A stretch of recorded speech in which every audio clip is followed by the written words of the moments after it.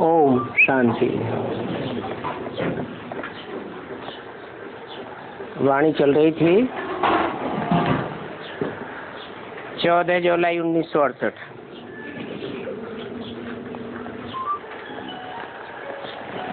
बात चल रही थी सजा न खाने वाले 8 श्रेष्ठ दानों में आना है तो बाप को याद करने की 8 घंटे की मेहनत करनी पड़े। बाप कहते हैं कि स्वर्ग में तो सभी जाएंगे, जो भी बाप के सन्मुख बैठने वाले हैं, सुनने वाले, समझने वाले हैं, वो स्वर्ग में तो जाएंगे, परंतु पद नंबरवार हो जाएगा। क्योंकि सब जानते हैं कि प्रजा तो ढेर की ढेर होती है। राजघराने में तो थोड़े ही होते हैं। तो पुरुषार्थ करना है ऊंच पद पाने का।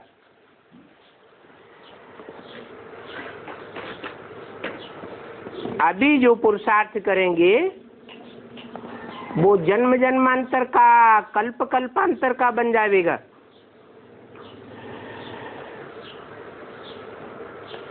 बाप तो हरेक की अवस्था से समझ सकते हैं।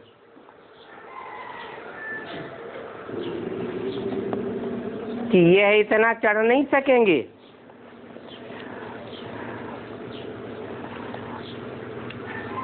इतना पुरुषार्थ करते नहीं हैं। और बाबा ये भी जानते हैं कि बहुत बच्चे बहुत अच्छी सर्विस करते हैं और अपना अनुभव भी बहुत अच्छा सुनाते हैं।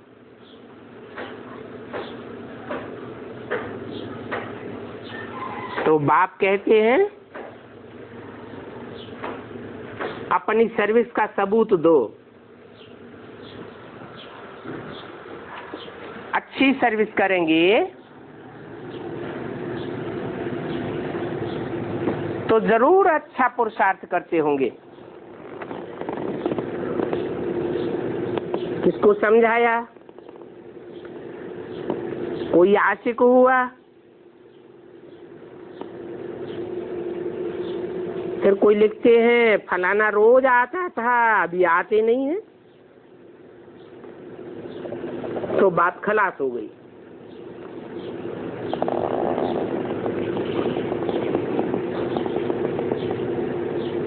टीचर्स की अवस्था पर स्टूडेंट का दारो मदार होता है। फिर सोचते हैं बाप को क्या लिखें, इतनी मेहनत की,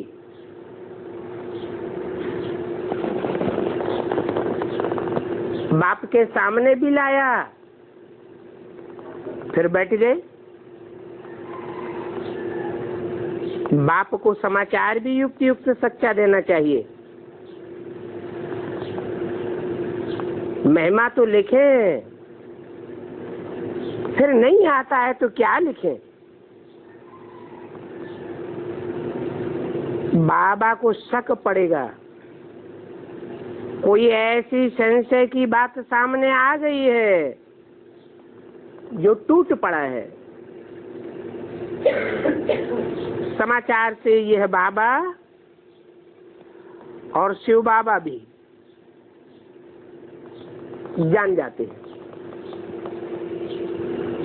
कौन कौन से 2 बाबा हैं बताए?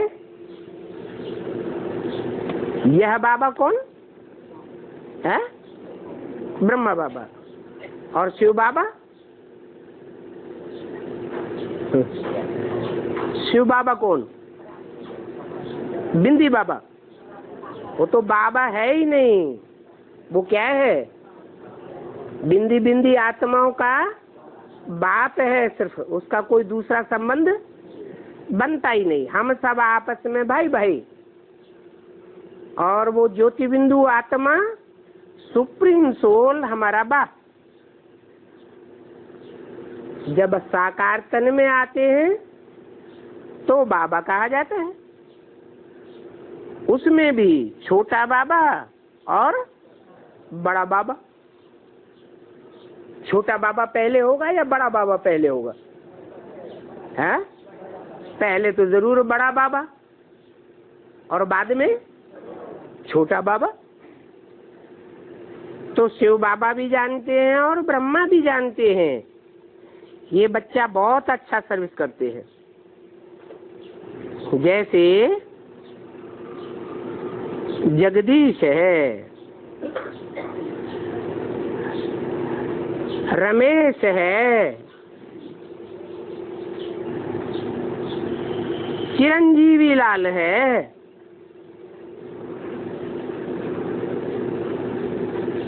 ग्वालियर का बहुत अच्छी सर्विस करते हैं। किनका तीन का नाम बताया है? एक तो जगदीश, किसका ईश? सारे जगत का ईश।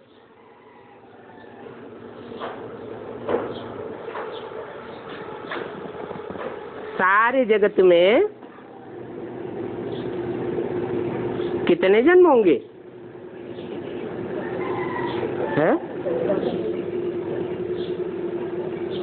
सारे जगत में ज्यादा से ज्यादा 84 जन्म, इससे ज्यादा नहीं है। एक एक्स्ट्रा ऑर्डिनरी जन्म भी है जो सबका नहीं होता है। किसका होता है? हैं? लक्ष्मी नारायण का होता है जो नर से डायरेक्ट नारायण और नारी से लक्ष्मी बनते हैं।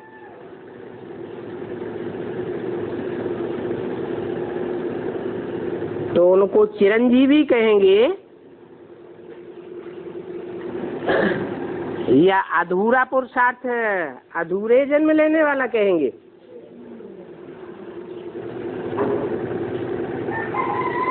और चिरंजीवी का लाल, लाल माने बेटा। तो चिरंजीवी कौन हुए? है? चिरंजीवी कहेंगे आदि भी और उनका अंत भी, पूरे 84 का चक्र का जानकार। वो तो शिव बाबा ही है। शिव बाबा जिस तन में प्रवेश करते हैं वो जगदीश है। रमा अर्थात पार्वती का ईश है, रमेश है। फिर चिरंजीवी लाल कौन है? चिरंजीवी माने क्या?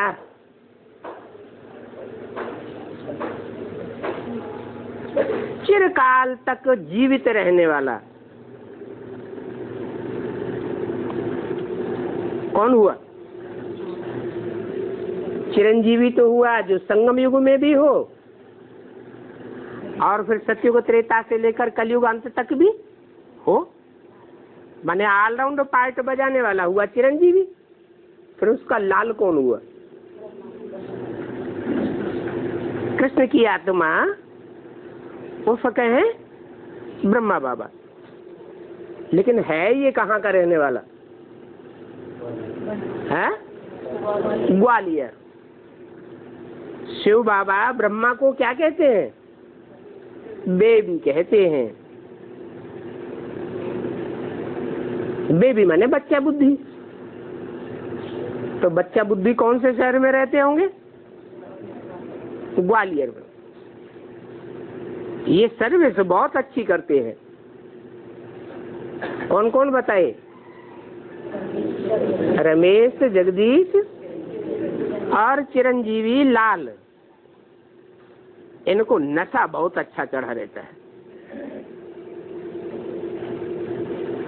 जब अनुभव सुनाते हैं तो मालूम पड़ता है कि इनको ज्ञान तो मिला है, और ज्ञान तो बहुतों को मिलता है, परंतु इनको नशा बहुत अच्छा चढ़ा हुआ है। तो देखना चाहिए कितनों को हमने ज्ञान दिया। लिखते हैं आज फलाना मिनिस्टर आया,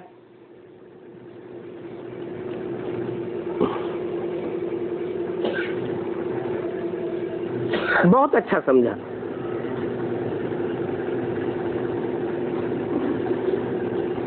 खुशी आ गई। बाबा कहते हैं उस समय तो उसने समझा, जब आया संग का रंग लगा और गुब्बारा भूल गया। जैसे गैस का गुब्बारा होता है ना, तो कितनी देर ऊपर उड़ेगा? गैस जब तक भरी रहेगी तो ऊपर उड़ेगा, और गैस खलास तो नीचे आ जाएगा। तो ऐसे ही उनका हाल होता है। बाहर गया और खेल खलास।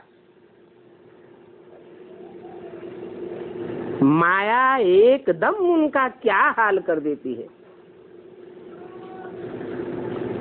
झट से मायावी दुनिया के प्रभाव में आ जाते हैं। जो माया के प्रभाव में झट से आ जाएं, मायावी दुनिया वालों से प्रभावित हो जाएं, उनको फिर राजा क्वालिटी का कहेंगे। राजा किसी से प्रभावित होता है क्या? होता है? राजा तो किसी से प्रभावित नहीं होता। जो प्रभावित होता है उसे क्या कहा जाता है? प्रजा। बाबा को बहुत आकर कहते हैं, बाबा हमने बहुत अच्छी रीति समझ लिया, अभी हम ये काम काज उतार करके फिर इसी काम में लग जाएंगे। क्या शर्त रख दी कि दुनिया दोरी का जो धंधा दोरी हम कर रहे हैं वो उतार दें, और उतारने के बाद फिर हम इसी कार्य में लग जाएंगे। बाबा कहते हैं कि माया ऐसी है जो तुम फिर आवेंगे ही नहीं।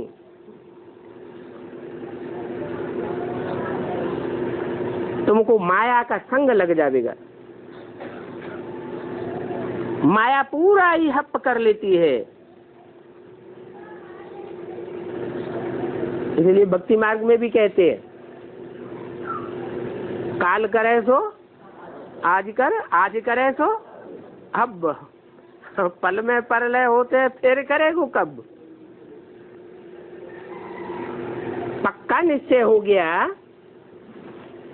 कि जन्म जन्मांतर की बाजी सुधारने वाला बाप आया हुआ है,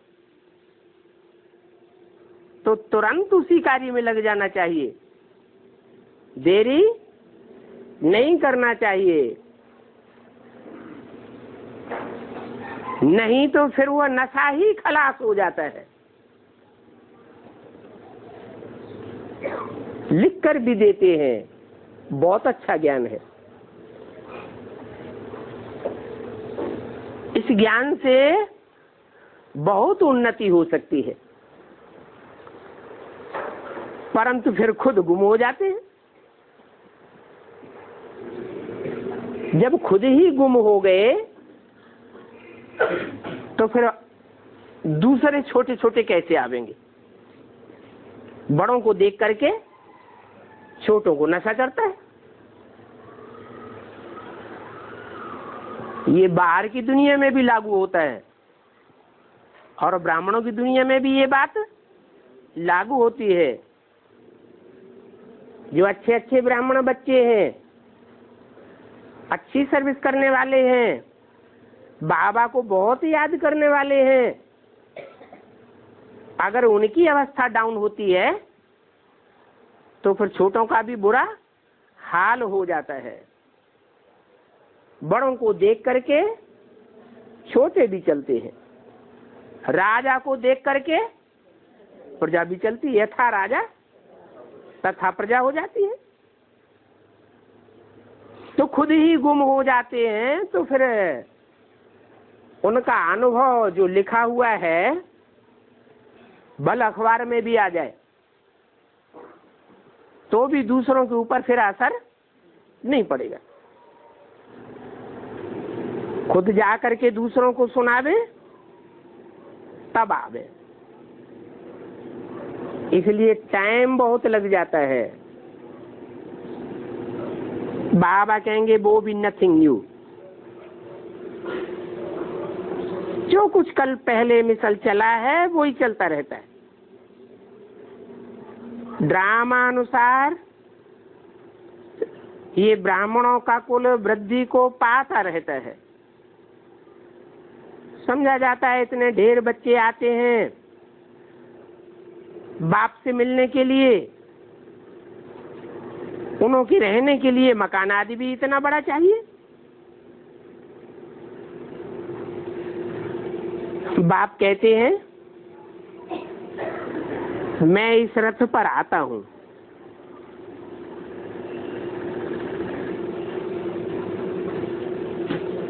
मकान से रथ का क्या कनेक्शन है?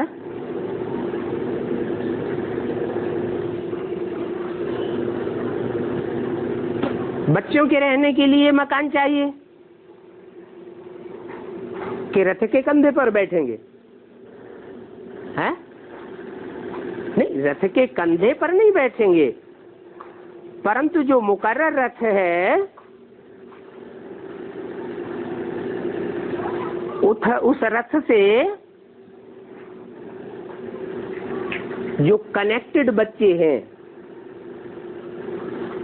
उनके रहने के लिए स्थान तो चाहिए ना। मान लो बाप, वेद का बाप है, विदेश में जाता है,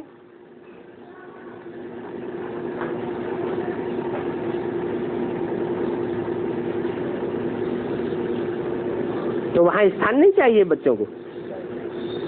विदेश में भी स्थान चाहिए, इसलिए बोला है विदेशियों से खास प्रश्न किया, बाप दादा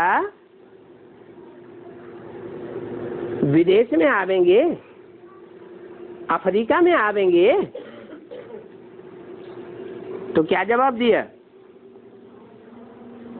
है? जहां जहां मिनी मधुबन बनावेंगे वहां वहां बाप दादा आवेंगे।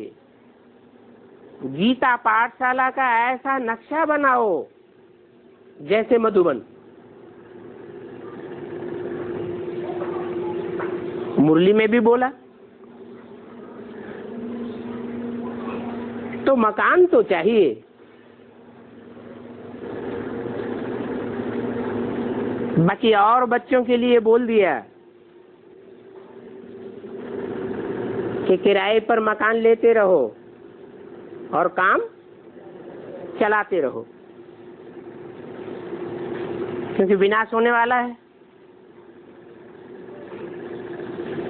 ढेर के ढेर मकान खाली होने वाले हैं। वो खाली होंगे तब खाली होंगे, लेकिन बच्चों की वृद्धि तो अभी हो रही है या बाद में ही होगी? वृद्धि तो अभी हो रही है। तो जहां जहां बच्चों की वृद्धि होती जाती है वहां वहां बाप दादा को उनके लिए मकान बनाने पड़ते हैं। बाकी भक्ति मार्ग में जो घोड़ा गाड़ी बैठ दिखाई है, लड़ाई आदि दिखाई है, उसकी कोई बात नहीं है। ये तो रथ है, रथ की सुरक्षा भी चाहिए। राजाएं लोग होते थे तो क्या करते थे? हैं? सुरक्षा के लिए क्या करते थे? बड़े बड़े किले बनाते थे। बनाते थे या नहीं बनाते थे? किले में कौन रहते थे? प्रजा रहती थी क्या? नहीं। बाप के जो बच्चे पढ़ाई पढ़ते हैं, राजयोग की पढ़ाई पढ़ते हैं, तो राजा बनने वाले बच्चे हैं ना, राजघराने में आने वाले बच्चे हैं ना। उन राजघराने वालों की सुरक्षा के लिए भी प्रबंध किया जाता है। किला कहा ही जाता है संगठन को। भक्ति मार्ग में जो किले बनाते थे वो तो ईंटों के किले बनाते थे। यहाँ कौन सा मुख्य किला है? ये आत्मा रूपी ईंटों के लिए संगठन का किला चाहिए, जहाँ इकट्ठे होकर के वाइब्रेशन बना सके। उस वाइब्रेशन में, संगठित वातावरण में कोई की हमले करने की हिम्मत ही न पड़े।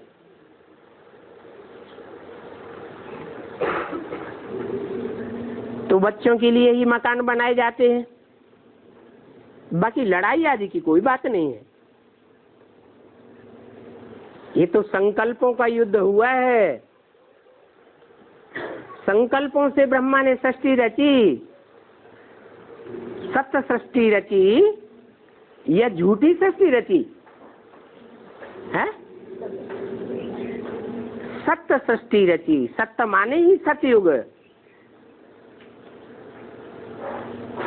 सच्ची सच्ची आत्माएं उसमें संगठित होती है। झूठी आत्माओं का किला तैयार नहीं होगा। इसलिए बोला ये ब्राह्मणों का किला ऐसा बन जाएगा जिसमें एक भी भिखारी पांव नहीं रख सकेगा। बाकी कोई हथियार पवार या रथ से लड़ाई लड़ने की बात नहीं है, ये तो जानते हो। इस पुरानी दुनिया का विनाश तो होना ही है।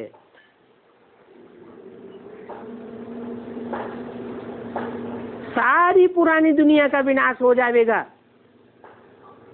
फिर तुमको वहां सब कुछ नया मिलेगा। जो फसल आदि होगी वो भी सब नई होगी, और तुमको मेहनत कुछ भी नहीं करनी पड़ेगी। फिर कहां से होगी फसल? है कैसे होगी? ये प्रकृति और ये माया, ये दोनों ही तुम्हारी दासी बन जाती है।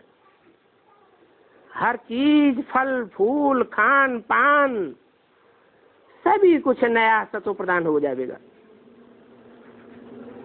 क्यों? ये तो स्थूल चीजें हैं, ये सतो प्रधान कैसे हो जाएंगी? पहले बच्चों का संकल्पों का बीज सात्विक विचारों वाला बनता है, सतो प्रधान बनता है, सतो प्रधान वायुमंडल बनता है, वाइब्रेशन बनता है। उससे प्रकृति और माया स्वतः ही सुधर जाते हैं। जब 5 तत्वों का संघात, पृथ्वी जल वायु अग्नि आकाश, उनमें भी सात्विकता भर जाती है, तो वो हमारा किसी प्रकार से अकल्याण नहीं कर सकते। और माया भी जो अभी हमको अपोजिशन करती है वो सपोजिशन में आ जाएगी, हमारा अपोज नहीं करेगी। क्यों? क्योंकि तुम बच्चे भी नए विचारों वाले हो जाएंगे, तुम्हारे संकल्प भी श्रेष्ठ श्रीमत के अनुसार चलेंगे। एक भी संकल्प तुम्हारा श्रीमत के बरखिलाफ नहीं चलेगा। जो गायन है ब्रह्मा के संकल्पों से सृष्टि रची गई, तो क्या एक ही ब्रह्मा था? है? एक ही नई दुनिया खड़ी कर लेता है क्या? नहीं, ये संगठन का कमाल है। आत्मा तमो प्रधान से सतो प्रधान बनती है ना। तमो प्रधान आत्मा होती है, संकल्प कैसे करेगी? तमो प्रधान संकल्प करेगी, इसका नुकसान करो, उसका नुकसान करो, खुदकशी कर लो, अपना नुकसान करो। सतो प्रधान आत्मा कैसे संकल्प करेगी? खुद को भी सुखदायी और दूसरों के लिए भी सुखदायी संकल्प करेगी। सिर्फ संकल्प ही नहीं, दृष्टि भी कैसी होगी? दृष्टि भी सुखदायी होगी, दुखदायी दृष्टि नहीं होगी। बुरे विचारों वाली विविचारी दृष्टि नहीं होगी, दृष्टि भी अव्यभिचारी बन जाएगी। और कर्मेंद्रिया भी शीतल बन जाएंगी, उनमें विविचार नहीं पैदा हो सकता। अब विविचारी इंद्रियां बन जा, सुखदायी इंद्रियां बन जाएंगी, दुखदायी इंद्रियां नहीं रहेंगी। तो तुम जानते हो कि इन लक्ष्मी नारायण ने राज्य कैसे लिया है? कैसे लिया? क्या किया? अपनी मन बुद्धि रूपी आत्मा को सतो प्रधान बनाया। सत संकल्प, सत्य वाणी, सत्य दृष्टि और सत्य कर्म, जो कर्मेंद्रियों से कर्म किए जाते हैं वो भी सच्चे। सच्चा किसे कहा जाता है? दुखदाई को नहीं, जिसका रिजल्ट सदा काल के लिए सुखदाई हो वो ही सत्य कहा जाता है। तो दुनिया में इस बात का किसी को पता नहीं है कि लक्ष्मी नारायण ने क्या किया जो सारे विश्व के मालिक बन गए, और दुनिया में कोई भी उनकी बुराई नहीं करता। लक्ष्मी नारायण की कहीं बुराई सुनी? लक्ष्मी की तो चलो सुनी हो, लेकिन नारायण की तो बिल्कुल ही बुराई नहीं सुनी। सब देवताओं की ग्लानि करते हैं, नारायण की ग्लानि नहीं करते। क्यों नहीं करते?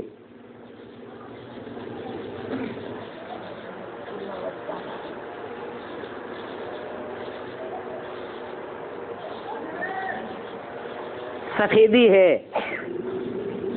अगर उसमें एक भी दाग होगा तो पकड़ में आवेगा। और सत्यनारायण तो 16 कला संपूर्ण बन जाते हैं। उनके जीवन में एक भी दाग कोई को पकड़ में नहीं आ सकता जब संपन्न स्टेज प्राप्त करते हैं। इसलिए लक्ष्मी नारायण को जब संसार में प्रत्यक्ष होते हैं, दुनिया की नजरों के सामने जाते हैं, तो सब उन्हें अच्छा ही अच्छा समझते हैं, देखते हैं और अनुभव करते हैं। तो दुनिया में चाहे 33 करोड़ देवताएं हों, चाहे राक्षस हों,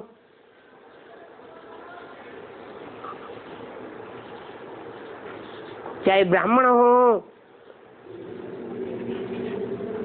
शास्त्रों में भी कहीं भी नारायण की कोई ग्लानि नहीं है।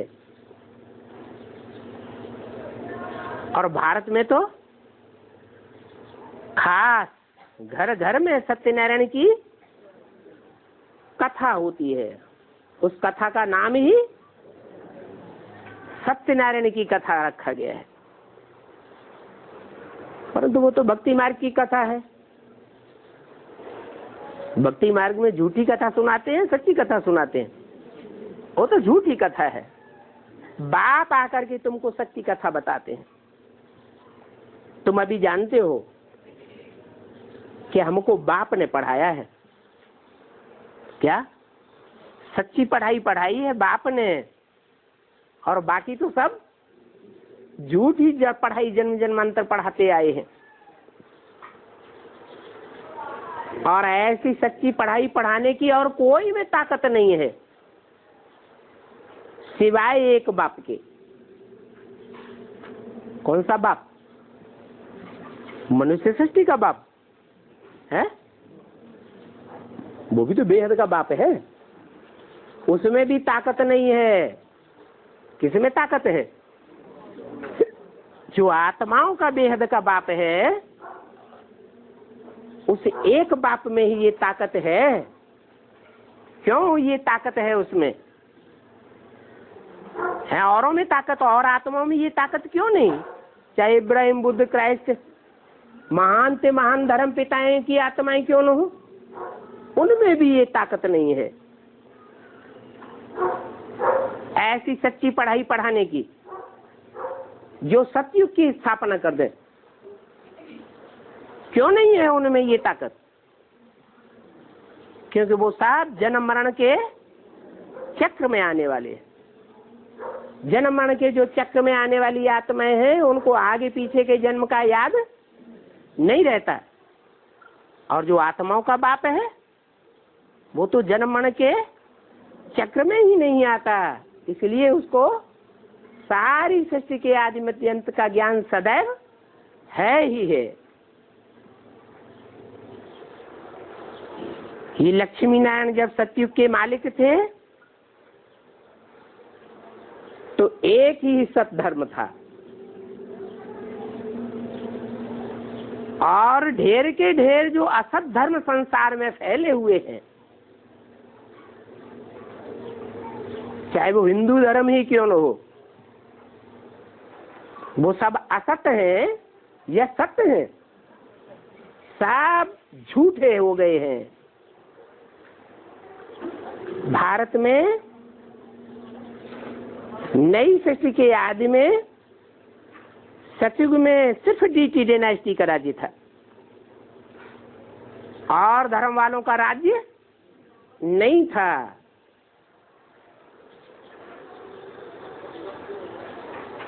और धर्म वाले अथवा और धर्मों में कन्वर्ट होने वाले सतयुग के आदि में राज्य करते थे, या वो आत्माएं दास दासी बन गई थी? क्या बन गई थी? हैं? अरे सतयुग का जो फर्स्ट नारायण होगा आदि का, और उसको जो बच्चा पैदा होगा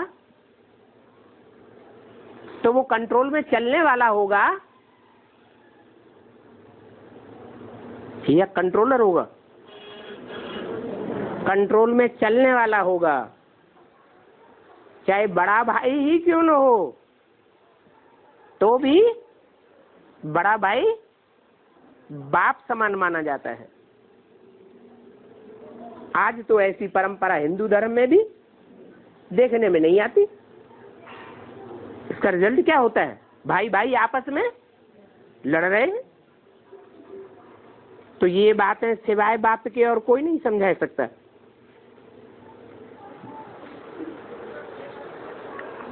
ने लक्ष्मी नारायण ने राज्य कैसे पाया और फिर कैसे गंवाया,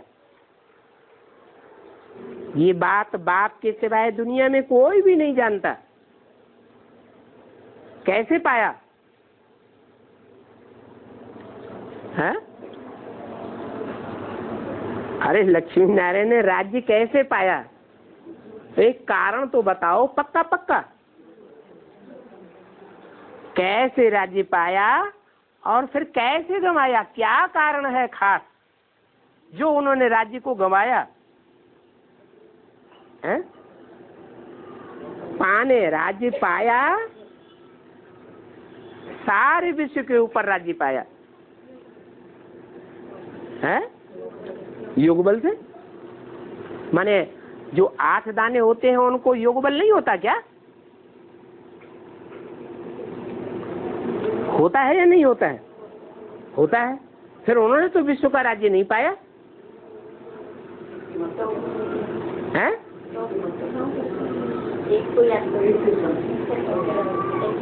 राज्य पाने का कारण हुआ एक शिव बाबा, दूसरा न कोई। अगर औरों का आधार लेते हैं, औरों की मत पर चलते हैं तो राज्य जाता है, और एक की मत पर चलते हैं तो राज्य गंवा नहीं सकते। एक को पहचानने की बात है, तुम बता देंगे तो मनुष्य जरूर वंडर खावेंगे। और तो यह कोई बातें बता ही नहीं सकता, क्योंकि 84 के चक्र के राज को तुम जानते हो और तो कोई जानता ही नहीं। सतयुग को कहा जाता है शिवालय, त्रेता को शिवालय नहीं कहा जाता है? अरे त्रेता को शिवालय कहेंगे या नहीं कहेंगे? हैं? कहेंगे। वहां एक राजा का राज्य होता है या राजा अनेक होते हैं? हैं? त्रेता में अनेक राजाएं होते हैं और सतयुग में एक राजा होता है। तो सारी प्रजा की दृष्टि एक के ऊपर लगी होगी या अनेकों के ऊपर लगी होगी? एक के ऊपर लगी होती। जैसे शिव के मंदिर होते हैं, जो भी पुराने शिव के मंदिर हैं, चारों ओर देवी देवताओं की मूर्तियां रखी हुई हैं और सबकी नजर किसके ऊपर लगी हुई है? एक शिव बाबा के ऊपर लगी हुई है। तो यादगार दिखाई गई है, सतयुग की यादगार है कि वहां सारी दुनिया में एक ही राजा होता है, दो राजाएं या अनेक राजाएं नहीं होते। सतयुग में होता है एक राजा, उसे कहते हैं महाराजा, और त्रेता में होते हैं अनेक राजाएं। उन अनेक राजाओं में कोई एक होता है जो राम अथवा राम के टाइटल वाला होता है। बाकी ऐसे नहीं है कि त्रेता में सिर्फ राम का ही राज्य होता है और राजाएं नहीं होते, होते हैं। द्वापर में भी इसी तरह महाराजाएं होते हैं, परंतु वहां एक महाराजा नहीं होता, अनेक महाराजाएं होते हैं जो महाराजा और सम्राट का टाइटल धर बैठते हैं। कलयुग में अनेक राजाएं होते हैं। तो ये 84 के चक्र का राज तुम्हारी बुद्धि में है। अभी तुम समझ गए हो कि सतयुग को शिवालय क्यों कहते हैं। वो पवित्र दुनिया है, पवित्र वाइब्रेशन है। एक का वाइब्रेशन सारी प्रजा के ऊपर छाया रहता है, और कलयुग को कहा जाता है वैश्यालय। वैश्यालय में और शिवालय में क्या अंतर होता है? कुछ अंतर होता है या नहीं? कोई अंतर नहीं। क्या? वैश्यालय में एक वैश्या को अनेकों की चिरौरी करनी पड़ती है, और शिवालय में सिर्फ एक की मान्यता होती है। अभी ये सारी दुनिया वैश्यालय बन गई। बाप तो कहते हैं घर घर में वैश्यालय है, अपवित्र दुनिया है। ये बात भी अगर कोई नहीं समझते हैं तो उनको कहेंगे जंगली जानवर। क्या, कौन सी बात है? एक है साधे सब सद है और सब साधे सब जाए। एक की आराधना अगर करें तो सारी प्राप्ति हो सकती है, और अनेकों की अगर पूजा करते रहेंगे तो बजाय प्राप्ति के गंवाते रहेंगे। इसलिए बाबा ने पर्चे निकलवाए थे। उन पर्चों में प्रश्न डाले थे, सतयुग के रहवासी हो या कलयुग के रहवासी हो, शिवालय के रहवासी हो या वैश्यालय के रहवासी हो, स्वर्गवासी हो या नरकवासी हो, अपने दिल से पूछो, फिर पर्चों पे जवाब लिखो। कहाँ के वासी हो? तो इस पर विचार करने वालों को शर्म आवेगा। अरे हमने तो इस बात पर विचार किया ही नहीं। अभी जानते हो कि नरकवासी तो सब हैं। अभी इस दुनिया में कोई भी स्वर्गवासी नहीं है। बड़े बड़े साहूकार भल कहते हैं कि हमारे लिए तो इसी दुनिया में स्वर्ग है, परंतु जब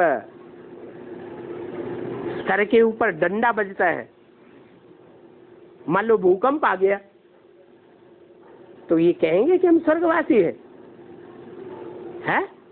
नहीं कहेंगे। मान लो कोई बीमारी आ गई,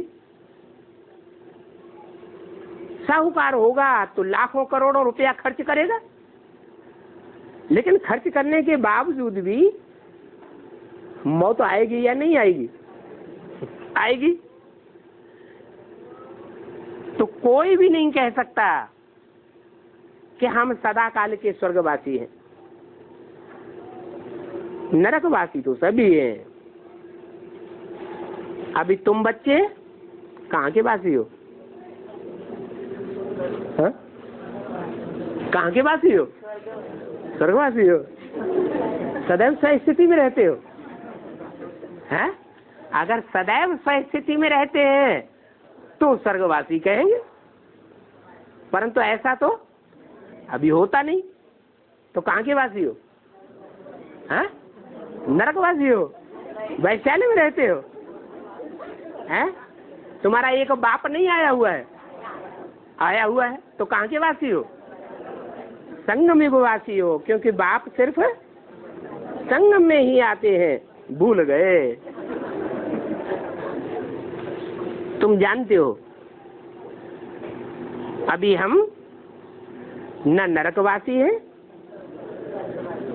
क्योंकि हम नरक की बनाई हुई दुनिया में अब नहीं रहते हैं। नर माने मनुष्यों ने जो ये दुनिया बनाई है, नर की दुनिया, वैश्यालय की दुनिया, उस दुनिया में हमारी बुद्धि अब नहीं रहती है। यह मजा आता है? उस दुनिया में मजा आता है? उस धंधे धोरी में मजा आता है? आता है? नहीं आता है। बच्चों से पूछो, वो दुनियावी जो पढ़ाई है, उस पढ़ाई में मजा आता है?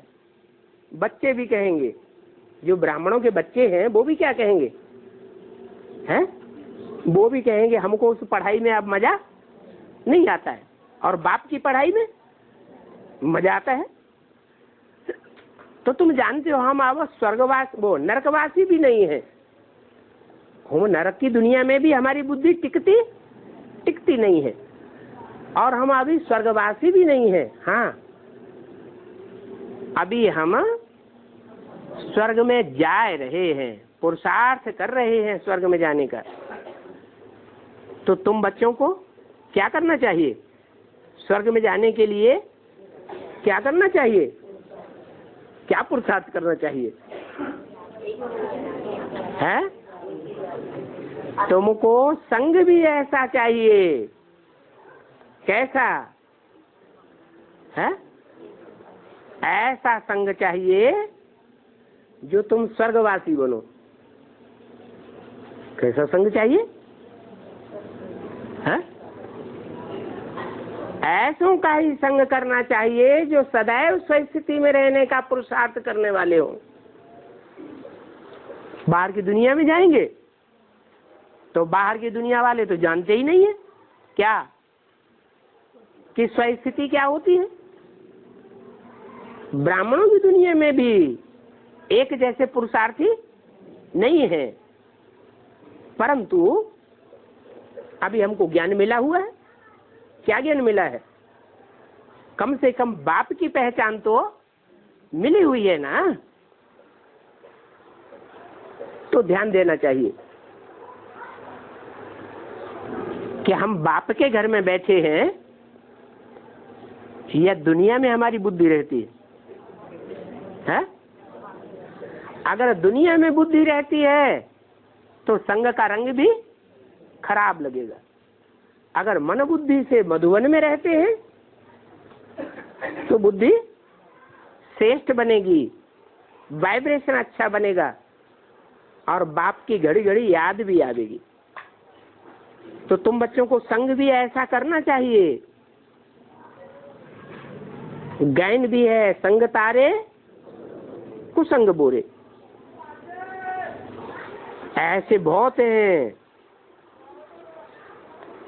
जो औरों को भी बचाते रहते हैं, फिर बचाते बचाते आत्म की स्थिति पर ध्यान नहीं देते, खुद डूब जाते हैं और दूसरे बच जाते हैं।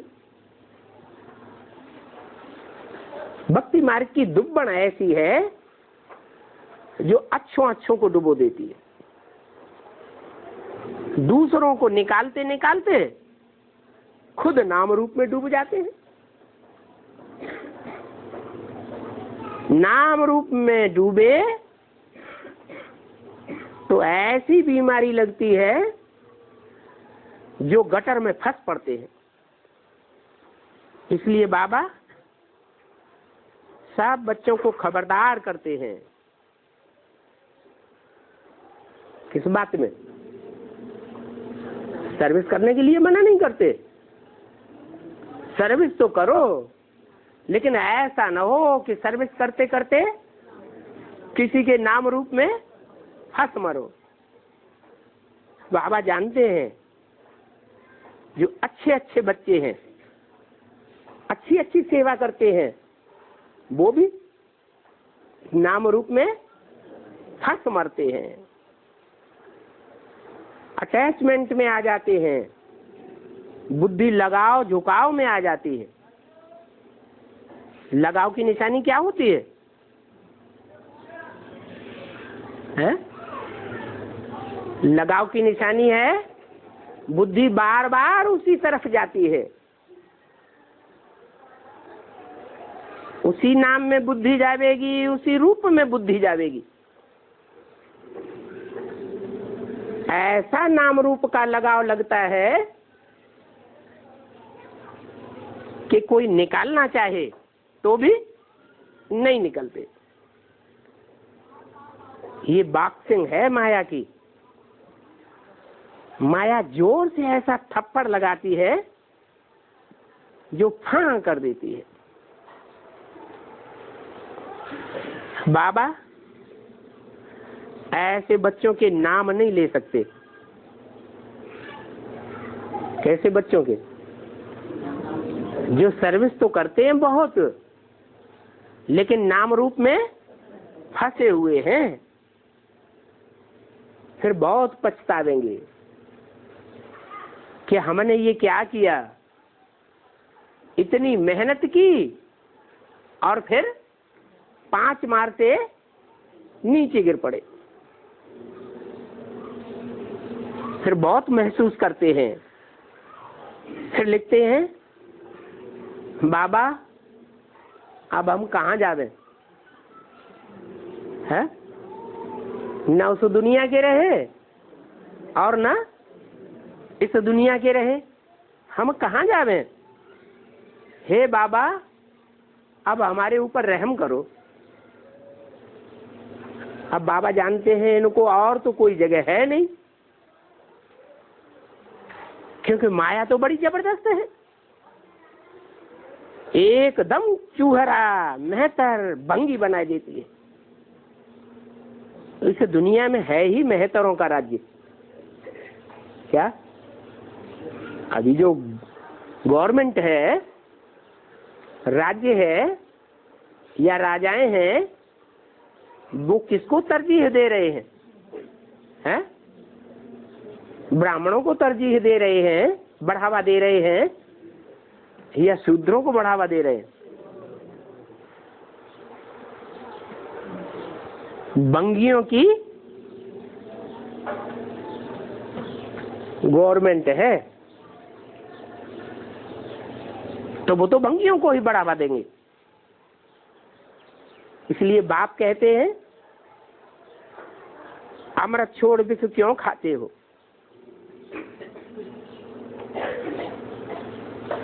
बाप अमृत बांट रहे हैं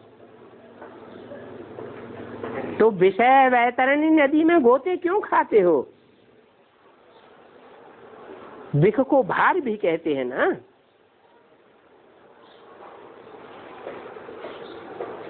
ये भार की दुनिया खत्म हो जाएगी तो क्या सतयुग में लक्ष्मी नारायण को बच्चे पैदा नहीं होंगे? होंगे या नहीं होंगे? बहुत ऐसे समझे बैठे हैं कि ये विषय बेकार नहीं होंगे तो दुनिया कैसे चलेगी? शास्त्रों में भी लिख दिया है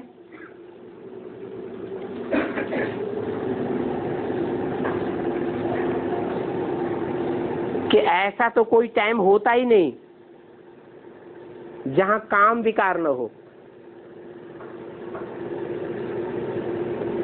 शास्त्रों में लिखा भी है, पांडव स्वर्ग में गए तो साथ में कौन गया? कामी कुत्ता भी गया। परंतु उनकी बुद्धि में ये नहीं आता है कि शास्त्रों में ये भी तो लिखा है कि कामदेव भस्म हुआ तो उसके अंग भस्म हुए,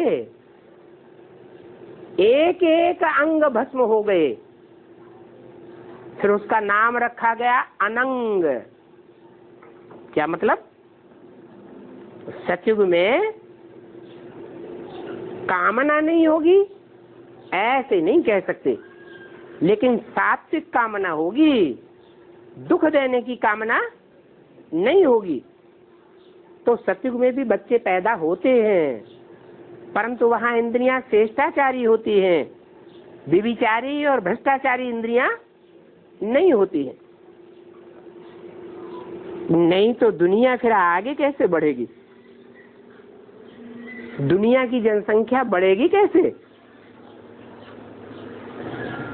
अभी मैं इस सृष्टि पर आकर ऐसे पतित मनुष्यों को पावन देवता बनाता हूँ, ऐसा पावन बनाता हूँ जो 2500 वर्ष तक ये दुनिया पवित्र वाइब्रेशन वाली रहती है। अच्छा, बच्चों को गुड मॉर्निंग।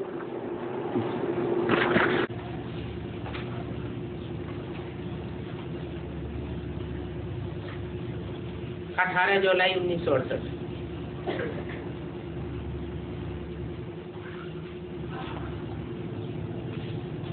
सबसे नंबर 1 चित्त कौन सा है? जिस चित्र को समझने से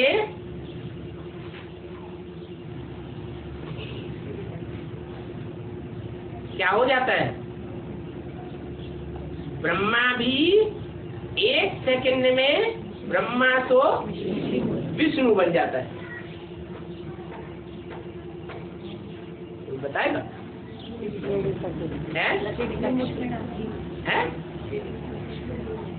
अरे है? जोर से बोलो।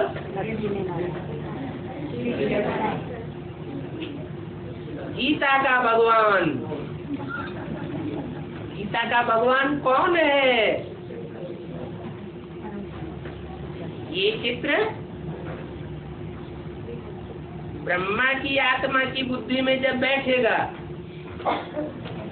कि वास्तव में गीता पति भगवान साकार सृष्टि पर कौन है, तो परिवर्तन हो जाएगा। जब गीता का भगवान सिद्ध हो जाएगा तब जो अज्ञान फैला हुआ है सारी सृष्टि में, सब धर्मों में मनुष्य मात्र में अज्ञान फैला हुआ है, वो अज्ञान मिट जाएगा। कौन सा अज्ञान फैला हुआ है? नहीं, सर्वव्यापी का अज्ञान फैला हुआ है। लोग क्या समझते हैं? भगवान सर्वव्यापी है, परंतु सर्वव्यापी नहीं है। भगवान तो एक व्यापी है। एक व्यापी बनकर के ही मुकर्रर रथ में इस सृष्टि पर आता है।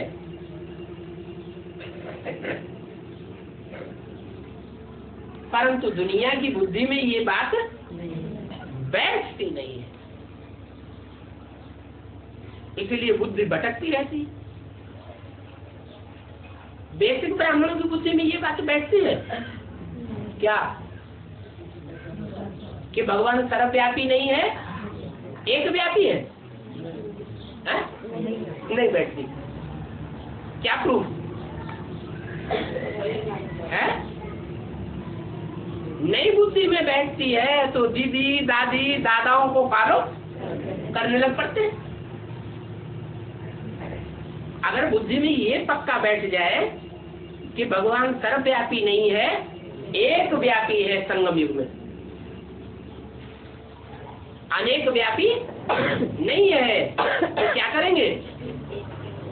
एक को ही फॉलो करेंगे, एक के ही डायरेक्शन को मानेंगे। तो बेसिक वालों की तो बात ही छोड़ो,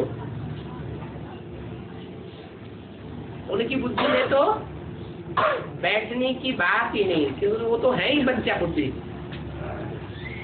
परंतु जो एडवांस में चलने वाले हैं वो अपने दिल से पूछें कि जब से एडवांस ज्ञान में आए हैं तब से लेकर अब तक सर्वव्यापी का ज्ञान बीच बीच में आता तो नहीं रहता है? नहीं आता रहता है। अनिश्चय बुद्धि कभी नहीं बनते हैं? एक के ऊपर पक्का 100% निश्चय रहता है या थोड़ा थोड़ा हिलता है? अच्छा, आगे हिलेगा, माया हिलावेगी या नहीं हिलावेगी? आगे नहीं हिलावेगी, नहीं।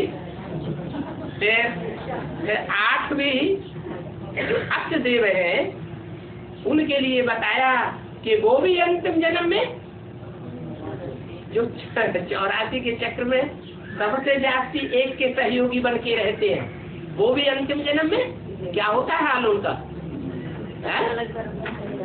वो भी साथ छोड़ करके नीचे गिर जाते हैं, माया की चक्करी में आ जाते हैं। माया किसी को छोड़ती नहीं है, तो जब किसी को नहीं छोड़ती है तो यहाँ शूटिंग पीरियड में छोड़ देगी? छोड़ देगी? शूटिंग पीरियड में भी नहीं छोड़ेगी। इसलिए पहले से बताए दे रहे हैं क्या कि एक सर्वव्यापी का ज्ञान दुनिया में जबरदस्त फैला हुआ है। बाहर की दुनिया वालों की बुद्धि में तो फैला ही हुआ है, लेकिन बेसिक वालों की बुद्धि में भी फैल गया। उनसे पूछा जाए, भले दुनिया को समझाते हैं, क्या समझाते हैं? भगवान सर्वव्यापी नहीं है। फिर उनसे पूछा एक व्यापी कहाँ है, तो बताओ, तो बताएंगे? बताएंगे? नहीं बताएंगे। इसका मतलब उनकी बुद्धि में भी है ही नहीं।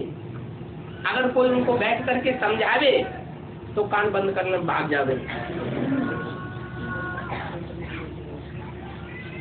तो बेसिक वालों की बुद्धि में भी वो सर्वव्यापी का ज्ञान अच्छी तरह बैठा हुआ है, और एडवांस वालों की बुद्धि में भी सदा काल नहीं तो यदा कदा परसेंटेज में कुछ न कुछ बाप के ऊपर, बाप की एक्टिविटी के ऊपर, बाप की दृष्टिवृत्ति के ऊपर, बाप की कर्मेंद्रियों के ऊपर, वाइब्रेशन के ऊपर कुछ न कुछ परसेंटेज में संशय आता जरूर है।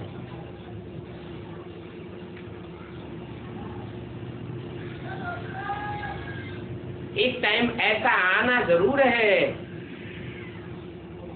जो पहले नंबर में जो बेबी बुद्धि बच्चा है, जिसको शिव बाप बहुत प्यार करते हैं, वो कौन सा बच्चा है? ब्रह्मा। सारी बेसिक की पढ़ाई और सारी एडवांस की पढ़ाई किसके लिए चल रही है? एक ऐसा आदेश संसद है, एक का सुधार तो सारी दुनिया का सुधार, एक का परिवर्तन तो सारे भारत का परिवर्तन हो जाता है। वो एक जिस तन में पार्ट बजाता है, कौन सा पार्ट बजाता है? माता का पार्ट बजाता है या बाप का पार्ट बजाता है? माता का पार्ट बजाता है। वो एक व्यक्तित्व, एक पर्सनालिटी जब सुधर जाएगी, उसकी बुद्धि में जब बैठ जाएगा कि गीता का भगवान कृष्ण नहीं है, कृष्ण की आत्मा नहीं है, गीता का भगवान एक शिव बाबा है। शिव बाप नहीं, कौन? शिव बाबा है, जिसको शिव शंकर भोले नाथ कहा जाता है, जिस शिव का नाम सिर्फ एक नाम के साथ जोड़ा जाता है,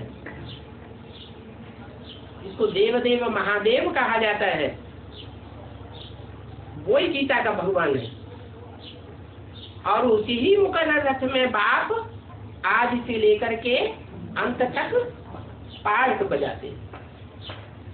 अब नंबरवार सब बच्चों की बुद्धि में ये बात 500-700 करोड़ की भी बुद्धि में बैठ जाएगी। क्या? कि भगवान सर्वव्यापी नहीं है, एक व्यापी।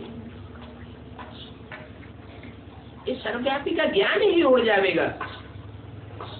है तो भारत की ही भूल जो सभी जगह फैल गई। बाबा भी भारत में आते हैं और कृष्ण भी भारत में ही आते, सीढ़ी भी भारत की ही है, तो भारत की ही भूल बाहर चली गई है। गीता का भगवान सिद्ध करने से सर्वव्यापी का ज्ञान उड़ जाएगा। इसलिए बाबा का इस बात पर बहुत जोर है। ये भूल भी ड्रामा अनुसार है और फिर भी होगी। अगर ऐसा होता कि हम ये कह नहीं सकते क्या कि भगवान सर्वव्यापी है, भले हम कहते नहीं हैं कि भगवान सर्वव्यापी है, परंतु अंदर में समझते हैं, समझ तो सकते हैं कि खुदा न खास्ता यदा कदा कहीं न कहीं ऐसा भाव तो बुद्धि में माया डाल देती है ना कि शायद ये भगवान नहीं है।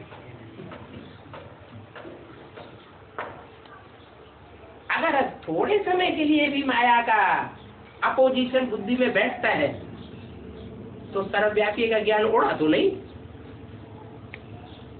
समझाया जाता है। अगर ये भूल न होती तो फिर ये चक्र भी आगे नहीं बढ़ता। क्या शिव बाप, आत्माओं का बाप, चक्कर में नहीं आता? आता है? वो चक्कर में नहीं आता तो इस भूल के चक्कर में भी नहीं आता। 5000 वर्ष के बाद इस धरती पर आता है तो भी उसी आत्मा को मुकर्रर ठहराता है या कोई दूसरे को पकड़ता है?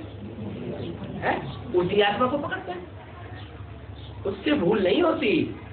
बाकी सबसे भूल हो जाए क्योंकि सब चक्करी में आ जाते हैं। तो ये ड्रामा ही हार और जीत का बना हुआ है, इसलिए ऐसे भी नहीं कह सकते कि ये भूल न हुई होती तो अच्छा। समझाया जाता है भगवान गीता सुना करके स्वर्ग की स्थापना करते हैं। मनुष्य गीता सुनाकर स्वर्ग को नरक बनाए देते हैं। क्या गीता वही है, लेकिन फर्क क्या पड़ जाता है? फर्क क्या पड़ जाता है? मनुष्य गीता सुनाते हैं तो मनुष्यों की सुनाई हुई गीता से नरक बन जाता है, और वही गीता की बातें भगवान सुनाते हैं तो स्वर्ग बन जाता है। माने क्या बात हुई? राम और रावण में खास अंतर क्या हुआ? राम भी ज्ञानी तू आत्मा और रावण भी ज्ञानी तू आत्मा। इस बात का अंतर पड़ता है? धारणा का अंतर पड़ जाता है। रावण है ज्ञानी, प्रकांड विद्वान है, जैसे ब्रह्मा के हाथों में वेद शास्त्र दिखाए जाते हैं वैसे रावण के हाथों में भी वेद शास्त्र दिखाए जाते हैं, लेकिन धारणा नहीं है। तो जब तक धारणा बुद्धि में नहीं है पवित्रता की, प्योरिटी की, तब तक सब उल्टा होता रहता है। गीता का ज्ञान भला कोई सुनाता रहे, परंतु अपनी दृष्टि वृत्ति अगर नहीं सुधरी है, वाइब्रेशन नहीं सुधरा है, संकल्प नहीं सुधरे हैं, कर्मेंद्रियां नहीं सुधरी हैं, उन कर्मेंद्रियों के ऊपर कंट्रोल नहीं कर पाया है, तो नरक की दुनिया स्वर्ग नहीं बन सकती। फिर उस गीता को क्या कहेंगे? मनुष्य की गीता या भगवान की गीता? तो मनुष्यों की गीता कही जाती है। अच्छा, ओम